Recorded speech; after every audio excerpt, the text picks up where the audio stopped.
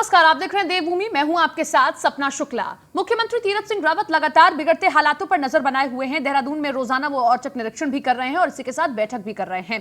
प्रदेश में कोरोना की स्थिति की समीक्षा मुख्यमंत्री कर रहे हैं। वरिष्ठ अधिकारियों के साथ सचिवालय में समीक्षा कर रहे हैं। सचिवालय में अधिकारियों की बैठक बुलाकर चर्चा की जा रही है। कोविड की स्थिति को लेकर सीएम तीरथ सिंह रावत लगातार नजर बनाए हुए हैं। मुख्यमंत्री तीरथ सिंह रावत प्रदेश में कोविड की स्थिति की समीक्षा कर रहे हैं। वरिष्ठ अधिकारियों के साथ सचिवालय में समीक्षा कर रहे हैं। सचिवालय में अधिकारियों की बैठक बुलाकर चर्चा की गई है।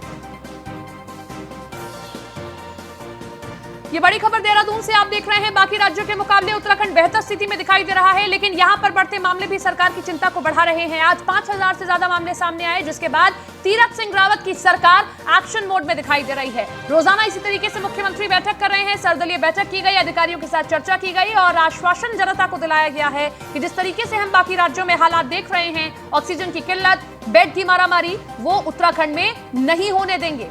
सभी अपने मंत्रियों को भी जिम्मेदारी दे दी गई है। 12 जिले बांट दिए गए हैं मंत्रियों के बीच में कि कौन कौन से मंत्री कौन कौन से जिले देखेंगे, किस तरीके से वो जो है रिपोर्ट करने वाले हैं मुख्यमंत्री को। तो लगातार मुख्यमंत्री तीरथ सिंह रावत एक्शन मोड में दिखाई दे रहे हैं।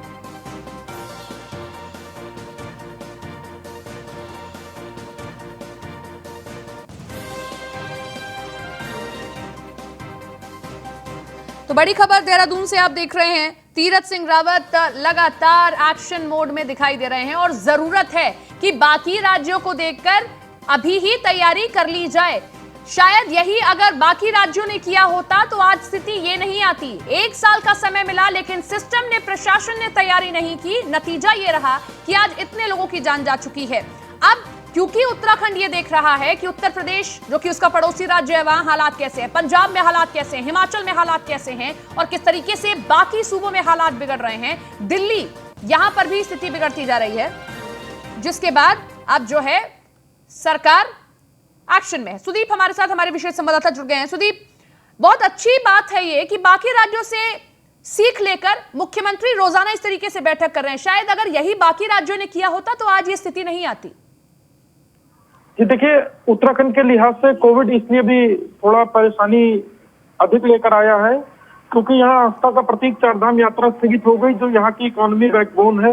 और दूसरी, सरकार के सामने सबसे बड़ी समस्या ये भी है कि सरकार को अपनी विकास योजनाओं पे आगे जो बढ़ना है, जो एक निवेश की बड़ी बैठक बुलाने की तैयारी है, उससे भी एक कोविड के कारण फर्क पड़ा है। लिहाजा सरकार भी ये चाहती है, जिस प्रदेश में 500, 700 एक दिन में एवरेज मरीज होते थे संक्रमण के, 1000 तक संख्या थी, वो 5000 को पार कर रही है। तो सरकार की ये समस्या है। और चुनौती दूसरी ये है कि हॉस्पिटल के पास इंफ्रा बहुत कम है, जो संसाधन है उनकी बहुत बड़ी कमी है।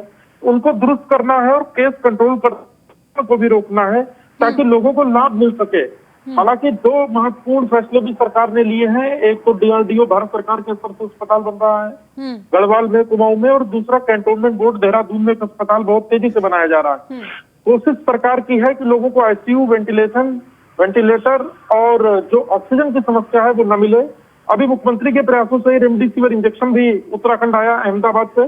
मुख्यमंत्री ने एक विशेष विमान भिजवाया था, चार्टर प्लेन, जिससे रेमडेसिविर की बड़ी मात्रा में खेप आई, अस्पतालों को पहुंची और जरूरतमंदों को भी मिली। सरकार ने ये भी सुनिश्चित किया है, आज की बैठक में सूत्र बताते हैं, कि कालाबाजारी रुके, किसी भी स्तर पर कोई दवा या लाइफ सेविंग ड्रग से जुड़ी किसी भी मेडिसिन की कोई ब्लैक मार्केटिंग न हो, किसी ऐसे पीड़ित व्यक्ति के साथ नाजायज न हो कि किसी जरूरतमंद को दवा न मिल पाए। तो ये कई महत्वपूर्ण निर्णय लिए गए, क्योंकि कोविड-19 को लेकर मुख्यमंत्री की बैठक होती है शनिवार को, तो आज भी ये महत्वपूर्ण निर्णय लिए गए हैं और इनका इम्प्लीमेंट और अच्छे से हो, इसके भी निर्देश मुख्यमंत्री ने दिए। चलिए, लौटेंगे आपके पास में, बने रहिए हमारे साथ में। एक और खबर देहरादून से अपने दर्शकों को बताते हैं, जहां पर बीजेपी प्रदेश अध्यक्ष ने मुख्यमंत्री तीरथ सिंह रावत से मुलाकात की है और इसी के साथ में कोरोना को लेकर जो अभियान चलाया जा रहा है, संगठन उसमें पूरा साथ देगा, इस बात का आश्वासन भी दिलाया है। तो मदन कौशिक ने, जो कि बीजेपी प्रदेश अध्यक्ष है उत्तराखंड के, उन्होंने सीएम तीरथ से मुलाकात की है। कोरोना अभियान में संगठन के कार्य साझा किए हैं। कोविड पर सीएम के फैसलों पर मदन कौशिक ने धन्यवाद भी दिया है।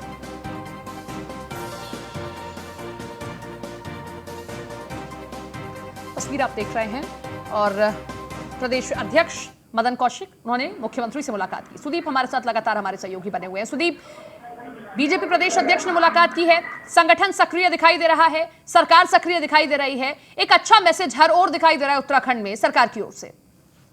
देखिए, जो भाजपा है, भाजपा को पता है कि राज्य में सरकार उसकी है और कोविड के जो इस पेंडेमिक में जो क्राइसिस हुआ है, लोग जो परेशान हैं, उसको एक पॉजिटिव मैसेज देना है। क्योंकि कुछ ही महीने बाद चुनाव की स्थिति, विधानसभा चुनाव की करीब है, करीब 8 माह का ही वक्त बचा है। लिहाजा सरकार ये चाहती है संगठन के माध्यम से जो कार्यकर्ता है कोविड की मदद करे लोगों की, कोविड में जो हेल्प कर पाए, खाने से लेकर दवा से लेकर बेड की। और दूसरा एक कंट्रोल रूम भी बनाया गया है भाजपा कार्यालय मुख्यालय देहरादून में, जहां आने वाली कॉल्स पे लोगों को उचित जवाब दिया जा रहा है कि वो क्या मदद कर सकते हैं। तो लोगों की कोई क्वेरी है तो उसे दूर किया जा रहा है। सूत्र एक बात और बताते हैं कि कल मुख्यमंत्री के होने वाले चुनाव को लेकर भी एक आपसी चर्चा है। इस चर्चा में सतपाल महाराज, प्रदेश अध्यक्ष मदन कौशिक पहले एक साथ बैठे, फिर बाद को कुछ चर्चा सीएम के साथ भी हुई है। हालांकि ये सिर्फ सूत्रों का खुलासा है, क्योंकि अभी तो वास्तव में सरकार फ्रंट फुट पे कोविड पे लड़ रही है, लेकिन पीछे ही उसको बाई इलेक्शन भी देखना है, तो एक चर्चा उसकी भी हुई है। हालांकि इसकी कोई भी आधिकारिक पुष्टि या आधिकारिक बयान नहीं हुआ है, लेकिन चर्चाएं इस बात पे बहुत जोर है कि मुख्यमंत्री के बाई इलेक्शन को लेकर भी कुछ रणनीति बनी है और इस पर कुछ जरूरी डिस्कशन भी हुआ है। सुदीप, आपने इलेक्शन का जिक्र किया। इलेक्शन से अगर हम कोविड भी जोड़ ले, क्योंकि आज का अगर देश भर का किसी भी राज्य का आगामी चुनावों के लिए बड़ा मुद्दा है तो वो है कोविड, मौजूदा सरकार को घेरने के लिए, क्योंकि हर एक सरकार इस पैमाने पर विफल दिखाई दे रही है। अगर हम उत्तराखंड की बात करते हैं, बहुत कम टेन्योर मिला मुख्यमंत्री तीरथ सिंह रावत को। अब उनके सामने भी चुनौती है कि कोविड से लड़ने के बाद जनता को इस बात का आश्वासन दिलाना है, इस बात को अपने साथ कन्विंस करना है कि हाँ, हमारी सरकार ने अच्छा किया, क्योंकि अगला चुनाव उन्हीं के नाम पर लड़ा जाएगा, जाहिर सी बात है। इसीलिए हम कह सकते हैं ये बैठक इसलिए भी महत्वपूर्ण है अगर कोविड के लिहाज से भी सरकार आगे चलती है तो। जी बिल्कुल महत्वपूर्ण है। और देखिए, एक बात इसमें और भी छिपी हुई है। मुख्यमंत्री तीरथ सिंह रावत के सत्तासीन होते हुए, सत्ता संभालते हुए ही उनको कई मोर्चों पर जूझना पड़ा। पहले जंगल की आग ने, फिर कुंभ के आयोजन में भीड़ और भीड़ में नियंत्रण में नियमों का अनदेखा होना, हाईकोर्ट के निर्देश आना और अब कंट्रोल से बाहर हो जाना कोविड की केस। क्योंकि संख्या, जो सरकार के पास संसाधन है वो सीमित है और सरकार की ये चुनौती है और ये जिम्मेदारी भी है कि सबको इलाज दे। और अच्छी राहत की बात यह है कि उत्तराखंड के कई राज्यों में, पश्चिम यूपी, उत्तर प्रदेश, दिल्ली, राजस्थान से भी लोग इलाज कराने आए, जहां उनको समय रहते बेड मिल गया, सुविधाएं मिल गई।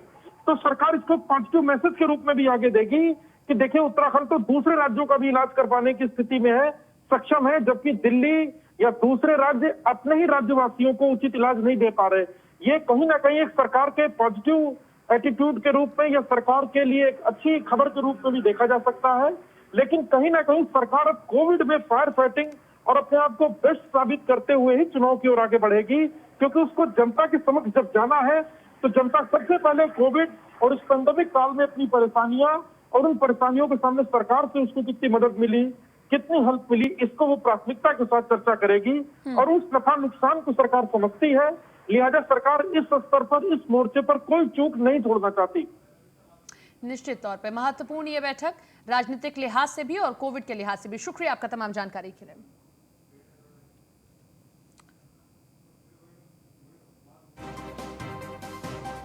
खबर देहरादून से, डीआईजी नीरू गर्ग का औचक निरीक्षण यहां देखने को मिला। कोरोना के चलते फील्ड में उतरी है डीआईजी नीरू गर्ग। प्रिंस चौक और सहारनपुर चौक का औचक निरीक्षण उन्होंने किया है। लगातार संक्रमण के चलते अधिकारियों को सख्त निर्देश दिए हैं, कोरोना गाइडलाइन का सख्ती से पालन कराया जाए, कर्फ्यू के दौरान जरूरतमंद लोगों की मदद की जाए, कानून व्यवस्था के साथ जनता की भी मदद करने अहम जिम्मेदारी है। देहरादून से खबर आप देख रहे हैं, जहां पर औचक निरीक्षण पर निकली हैं डीआईजी। कर्फ्यू के दौरान जरूरतमंद लोगों की मदद की जाए, ये निर्देश भी अपने तमाम अधिकारियों को दिए हैं।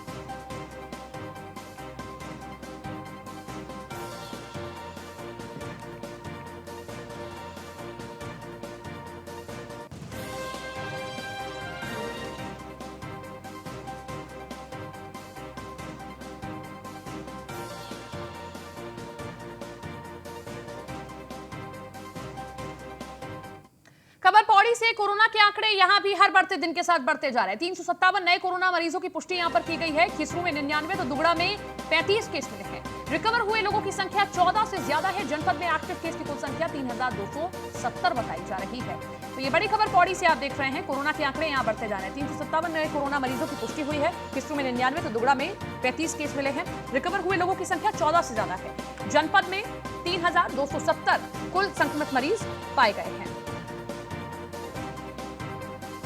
तो पौड़ी में भी कोरोना का आंकड़ा बढ़ रहा है। 357 नए मामले यहां से सामने आए हैं और इसी के साथ 3,000 से ज्यादा मामले अब जनपद में सामने आ चुके हैं। किस्सू में 99 तो दुगड़ा में 35 केस मिले हैं। रिकवर हुए लोगों की संख्या 14 से ज्यादा है।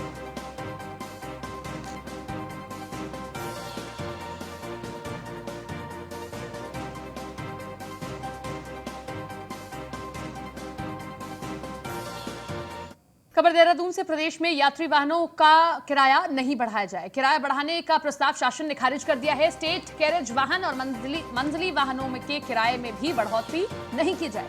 सार्वजनिक वाहनों के किराए में बढ़ोतरी नहीं होगी। 50% क्षमता के साथ वाहनों का संचालन होगा। कोरोना को देखते हुए किराए में बढ़ोतरी नहीं होगी। अपर सचिव ने यह आदेश जारी कर दिया है। तो 50% क्षमता के साथ वाहनों का संचालन होगा। कोरोना को देखते हुए किराए में बढ़ोतरी नहीं की जाएगी। हालांकि बस संचालक पहले ही इसकी मांग कर रहे थे, क्योंकि पर्यटक एक बहुत बड़ा सोर्स है उत्तराखंड में संचालन का, बस संचालन का। लेकिन अब क्योंकि कोरोना के कारण लॉकडाउन लगा है और लॉकडाउन में कोई भी पर्यटक बाहर से नहीं आ रहा, ऐसे में थोड़ी सी राहत देने के लिए यह फैसला लिया गया है।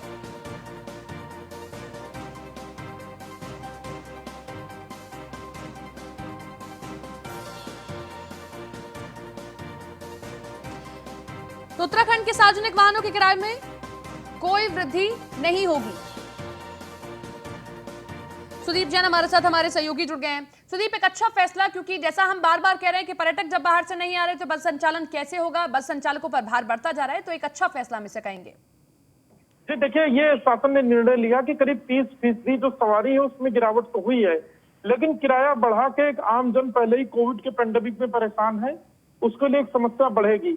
तो वाहन स्वामी वाहन चलाते रहे, हो सकता है उनका मुनाफा कुछ कम हो जाए, लेकिन व्यवस्था बनी रहे, किसी को कोई बहुत अधिक भार न देना पड़े, किसी पर बहुत अधिक चुनौती ना आए। इसलिए शासन ने निर्णय लिया है और जिसके आदेश जारी कर दिए गए हैं। अब अगले वर्ष से पहले एसटीए यानी स्टेट ट्रांसपोर्ट अथॉरिटी इस पर कोई निर्णय नहीं लेगी। चलिए, शुक्रिया आपका तमाम जानकारी के लिए।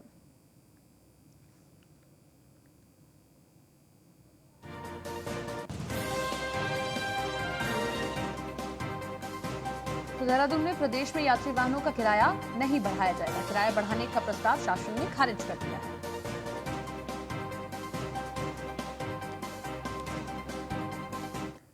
उत्तराखंड स्पेशल टास्क फोर्स और साइबर पुलिस की संयुक्त कार्रवाई अंतर्राज्यीय गैंग का मास्टरमाइंड कानपुर से गिरफ्तार हुआ है। 25 लाख के साइबर फ्रॉड मामले में इसे गिरफ्तार किया गया है। आरोपी के पास से 3 मोबाइल, एटीएम कार्ड और कैश बरामद हुआ है। अन्य गैंग के सदस्यों के बारे में भी महत्वपूर्ण जानकारी पुलिस को हासिल हुई है।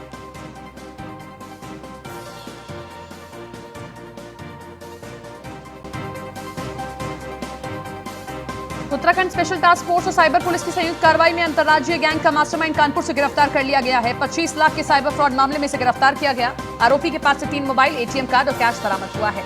अन्य गैंग के सदस्यों के बारे में भी महत्वपूर्ण जानकारी मिली है।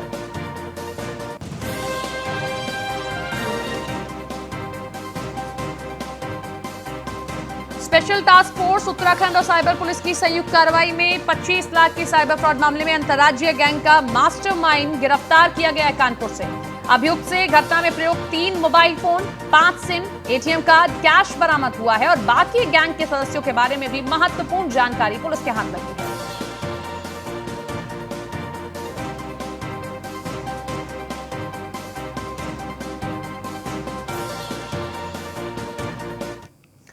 एक्ट्रेस उर्वशी रौतेला ने कोरोना काल में मदद का हाथ बढ़ाया है। उर्वशी रौतेला फाउंडेशन से उत्तराखंड को 27 ऑक्सीजन कंसंट्रेटर डोनेट किए हैं।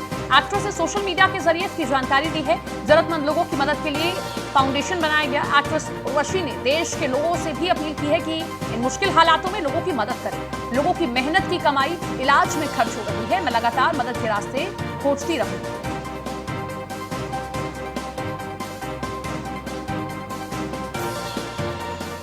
उर्वशी रौतेला ने भी कई सेलेब्स की तरह कोरोना संक्रमितों की मदद के लिए आगे हाथ बढ़ाया है। उन्होंने उर्वशी रौतेला फाउंडेशन के जरिए उत्तराखंड में 27 ऑक्सीजन कंसंट्रेटर डोनेट किए हैं। उर्वशी ने ये खबर सोशल मीडिया पर शेयर की है और दूसरों से भी जरूरतमंदों की मदद करने की अपील की है।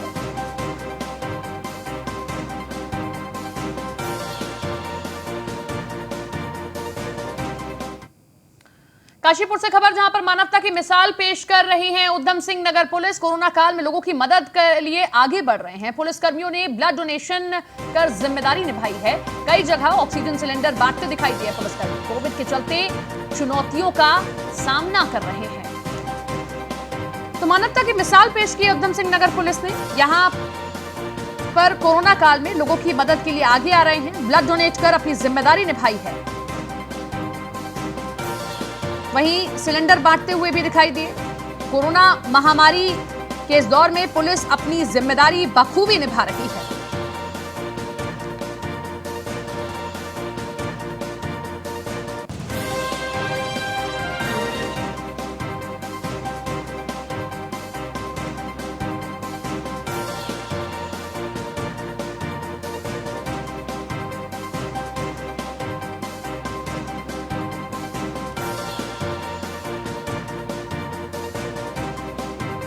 खबर पौड़ी से। कोरोना महामारी के चलते मानवता लाचार हो गई है। कोरोना के चलते बुजुर्ग महिला की मौत हुई। करीब 10 घंटे रास्ते में बुजुर्ग महिला का शव पड़ा रहा। कोरोना के डर से बुजुर्ग को कंधा देने परिजन नहीं पहुंचे। स्वास्थ्य विभाग की टीम ने 7 पीपी किट भेजकर झाड़ा पल्ला है और मजबूर ग्रामीणों ने शव का अंतिम संस्कार किया है। खिसरू विकासखंड की कोल्ठा ग्राम पंचायत का यह पूरा मामला है। तो किस तरीके से ऐसी तस्वीरें हर एक जगह से सामने आ रही हैं जो लाचार करती हैं कि आज आखिर स्थिति क्या बन गई है। कोरोना महामारी ने ऐसे लोगों को जकड़ लिया है। 10 घंटे तक लगभग बुजुर्ग महिला का शव ये रास्ते में पड़ा रहा। ये तस्वीर आपको विचलित कर सकती है, इसलिए हमें ब्लर करनी पड़ी है। लेकिन सवाल खड़े होते हैं कि हर कोई आज इस मुश्किल दौर में पीछे हट जाता है। क्या रिश्तेदार, क्या अपने, कोई साथ नहीं आने को तैयार है।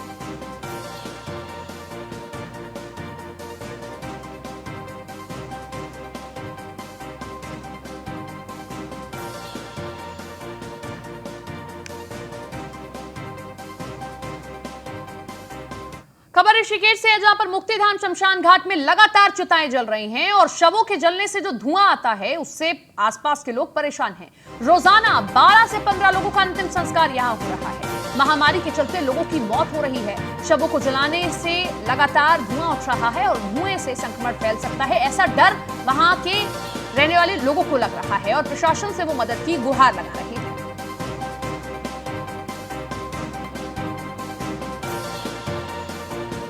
तो ऋषिकेश से खबर।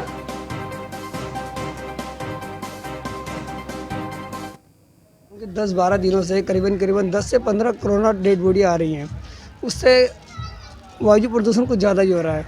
शासन प्रशासन ये निवेदन है, कृपया करके हमारे स्वास्थ्य का भी ध्यान रखें, अन्यथा हमारे को बिना कुछ किए हुए भी कोरोना होने की संभावना जागृत हो रही है। शासन प्रशासन से ये निवेदन है, कृपया इस चीज़ का संज्ञान लें। लगभग डेली कितनी लाश आ जाती हैं? करीबन 10 से 15 तो आ ही जाती हैं। 7 तो अभी तत्काल में जल रही हैं। ये तो साहब आपने शायद इसकी वीडियो या फोटो ले ली होगी, आप ले भी सकते हैं। तो यहाँ माहौल खराब होता है तो लोगों का क्या कहना है? लोग तो परेशान है सर, पर यह है कि यहाँ पे डंडे का जोर ज़्यादा चल रहा है मेरे हिसाब से। तो क्या पुलिस आपको दबा के रखती है? इससे पहले हमने विरोध किया था तो पुलिस प्रशासन नहीं दबाया था हमारे को। हम खड़े हैं ऋषिकेश के मुक्तिधाम में, जहाँ लगातार कुछ दिनों से 10 से 15 बॉडियाँ आ रही हैं। ये रिहायशी इलाका है, आसपास कॉलोनी है जहाँ लोग रहते हैं, लेकिन यहाँ जब इन बॉडियों को जलाया जाता है तो यहाँ पर एकदम धुआं हो जाता है और यहाँ के लोगों को बड़ी दिक्कत परेशानी का सामना करना पड़ता है। ऐसे माहौल में इन लोगों का जीना बहुत दूभर हो रखा है और साथ ही अगर ये प्रशासन से इस बात की गुहार लगाते हैं तो प्रशासन अपना बल दिखाकर इन लोगों को चुप करा देता है। ऐसे माहौल में ये जी रहे हैं और इनको कोरोना होने का डर भी है।